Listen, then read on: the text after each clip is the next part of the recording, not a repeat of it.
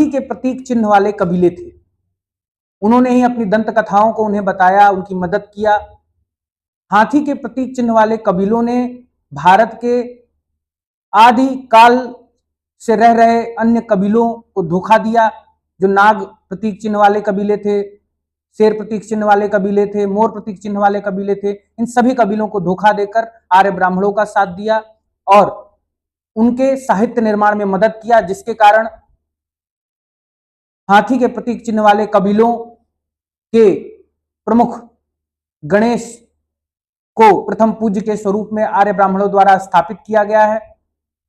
हाथी के कबीले के लोगों ने जिस प्रकार उस कालखंड में भारत के मूल निवासियों को धोखा देकर, जो पूर्व वैदिक काल में रहते थे, आर्य ब्राह्मणों का साथ दिया, उसी प्रकार आज भी हाथी के प्रतीक चिन्ह वाली एक राजनीतिक दल भारत के मूल निवासियों को धोखा दे रही है, दलित समाज को धोखा दे रही है, जो चमार और राजभर जाति के लोग हैं उनको धोखा दे रही है और धोखा देकर आज भी आर्य ब्राह्मणों का साथ दे रही है।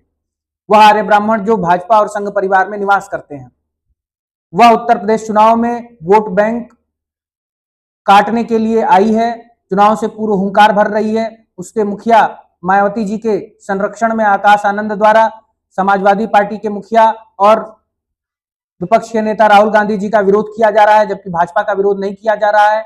यह चीजें सिर्फ वोट बैंक काटने का एक माध्यम मात्र है, इसके अलावा कुछ भी नहीं है।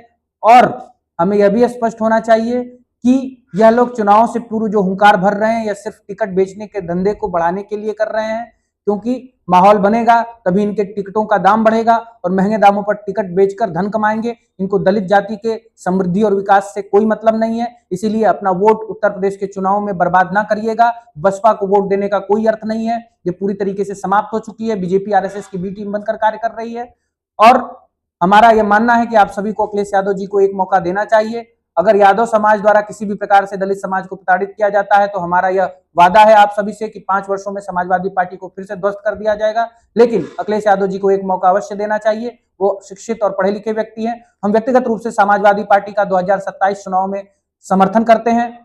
समर्थन का आधार हमारा व्यक्तिगत भी है और हम उनके शिक्षा, उनके विभिन्न रणनीतियों से प्रभावित भी हैं। वह जिस प्रकार किसानों का, शिक्षा का, श्री राम के मंदिर में हुए लूट का मुद्दा उठा रहे हैं, उन मुद्दों को लेकर मेरा उनको समर्थन है और मैं चाहता हूं कि दलित समाज शिक्षा व्यवस्था को लेकर अपने समृद्धि के लिए भाजपा संघ परिवार के आर्य ब्राह्मणों के संगठन के खिलाफ समाजवादी पार्टी को वोट करे, अपना वोट बैंक बीजेपी आरएसएस की बी टीम बसपा को ना दे। इसी के साथ आज का विषय समाप्त होता है। धन्यवाद।